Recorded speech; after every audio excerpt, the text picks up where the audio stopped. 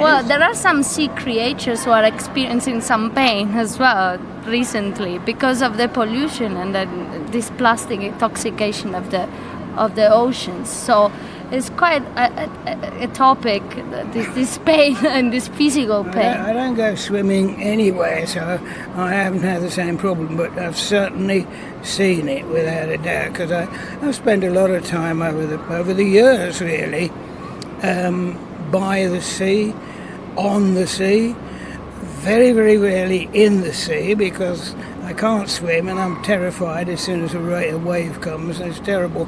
But once you're in those habitats, if you like, for years and years and years, I've been thinking, and so have many other people, of course, been thinking, should that be there? You'd be on a little boat and suddenly a little half a dozen cans will float past, So most people would have been used to that 10 years ago, but the island of cans and rubbish, and the posh word is detritus, is getting bigger and bigger and bigger. And just now and again, you go, oh my God. And this is not to blame the country involved, which is, I was in India last year, in a very super seaside area called Kerala, which lots of people go to and say, oh, isn't it lovely, isn't it lovely? And it is, and lots of it is lovely, but if you bother to look down the little gullies that lead down to the beach, they're just jammed with rubbish. They're jammed. It's not just a few bottles and that, it's 2 or 3 feet deep.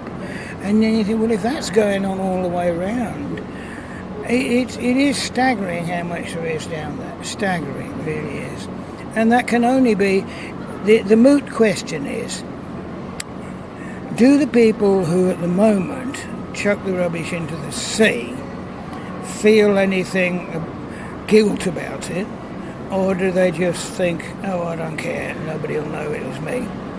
I can't answer the question, but it's certainly, we won't get very far until we get a situation where it's one of those things you don't do, It's like you don't throw your rubbish out of the car, into the road, onto the river, onto the sea.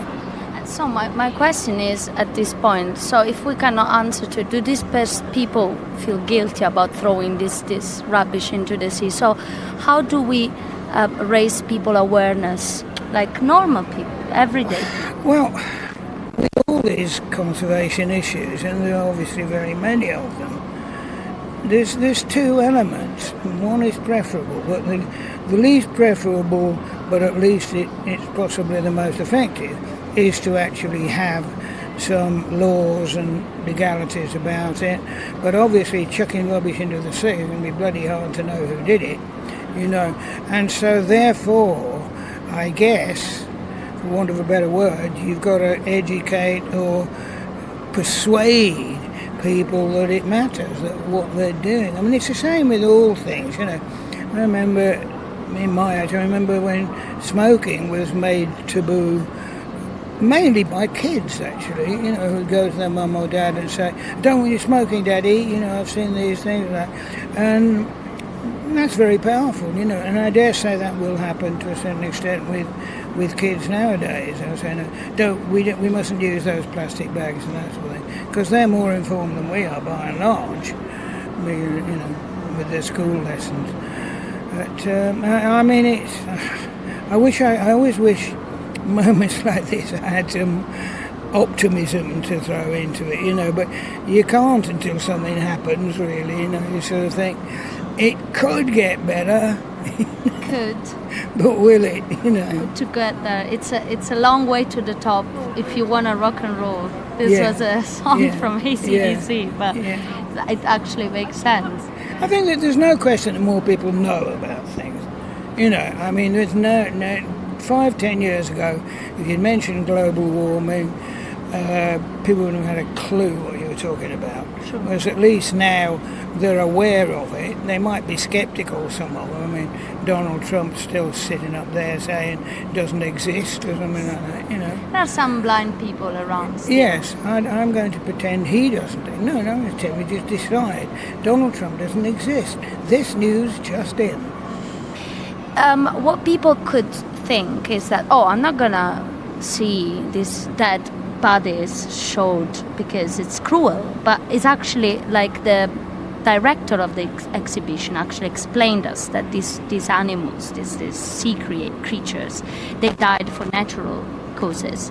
So it's a different way of proposing or presenting sea habitat, like creatures itself. Like, do you think people would be skeptical coming here, like, or do you think it's actually a chance? That's a very interesting question, which I hadn't quite thought of, but I think I was about to.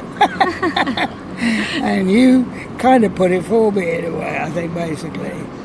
You're saying the fact that you're not seeing living creatures, that you're seeing fossils, as it were, and all sorts of things like Bodies, yeah, basically. Well, let's face it, it's what you get in perfectly kosher museums, a bit like the Natural History Museum in London, and most big cities have one. I don't think any animals have been harmed in the process.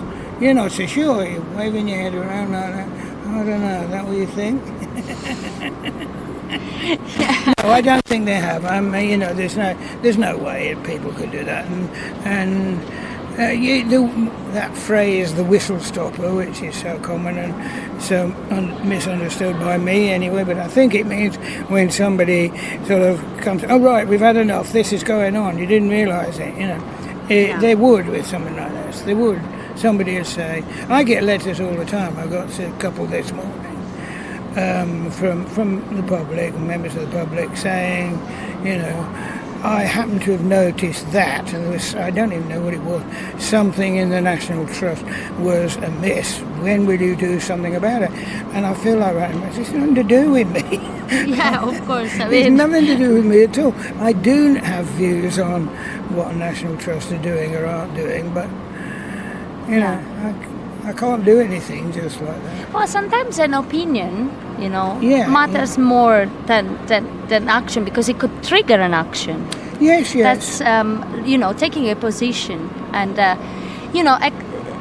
even your speech at this exhibition is standing for, a more pure ocean, more clean ocean, and more interest, like more people interested to the sea. Was it too silly then? No, it wasn't. It was actually really moving. It was, you brought on the table some really good stories and experiences, which, it's in a funny sort of way, it's kind of what I do best in my job, I think, because when I'm commentating on wildlife, and I'm out in the wild doing it, I have no trouble just talking. And talking to the camera as if it wasn't there, and that sort of thing. And I like trying to remember a situation. I also like being silly. No, it wasn't silly. Not at all. But thank you for giving us this chance to analyze this evening and the issue of this moment that the ocean is facing and we are facing, actually. So this was an interesting interview with you. So thank you for having us. Thank you very much. Thank you.